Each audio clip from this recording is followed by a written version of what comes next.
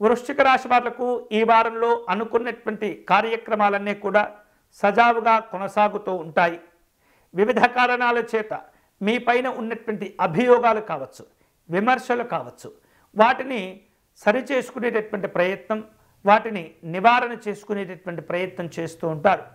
సాధ్యమైనంత వరకు కూడా భగవంతుని యొక్క అనుగ్రహం చేత మీ పైన మోపబడినటువంటి అభియోగాలు, ఆరోపణల నుండి మీరు చక్కగా బయటపడుతూ ఉంటారు. ఆలోచనలు అన్నీ కూడా కార్యరూపం దాల్చగలుగుతూ ఉంటాయి. పుణ్యక్షేత్ర సందర్శన సంతోషాన్ని ఇస్తూ ఉంటుంది. మీకున్నటువంటి విలువ, గౌరవాలు కూడా పెరుగుతూ ఉంటాయి. గృహ నిర్మాణాది కార్యక్రమాల్లో ఉన్నటువంటి వాళ్లకు ఈ వారం కాస్త ఒత్తిడి కూడా పెరుగుతూ ఉంటుంది. వాహన యోగాలు కలిసి వస్తుంటాయి.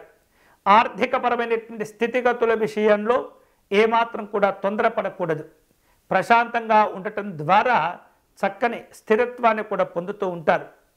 విద్యార్థులకు పోటీ పరీక్షల్లో పాల్గొనేటటువంటి అవకాశాలు వస్తూ ఉంటాయి.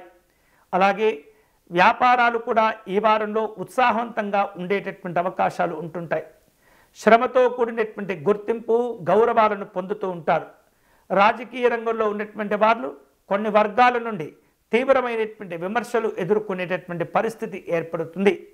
అన్ని రకాల జాగ్రత్తలు తీసుకోవటం ద్వారా ఉపశమనాన్ని పొందుతూ ఉంటారు. సమాచార పత్రికా రంగంలో ఉన్నటువంటి వాళ్ళు కొన్ని ముఖ్యమైనటువంటి విషయాల్లో తొందరపడి స్పందించకుండా అన్ని విషయాల్లో అవగాహన వచ్చిన తర్వాతనే స్పందించడం అనేది చాలా చాలా మంచిది.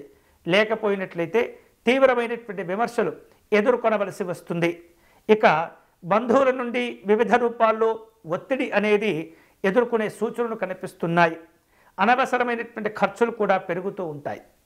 ఈ వారంలో సమస్యలను దూరం చేసుకునేటటువంటి క్రమంలో ఈ వృశ్చిక రాశి వారు సుబ్రహ్మణ్య స్వామి వారిని దర్శనం చేసుకోవటం, వారిని పూజించటం మంచిది. సుబ్రహ్మణ్య స్వామి వారికి అష్టోత్తర శతనామార్చన నిర్వహించటం, సుబ్రహ్మణ్య అష్టకమును పారాయణం చేయటం, చలివిడిని నివేదన చేయటం అనేది చాలా చాలా మంచిది.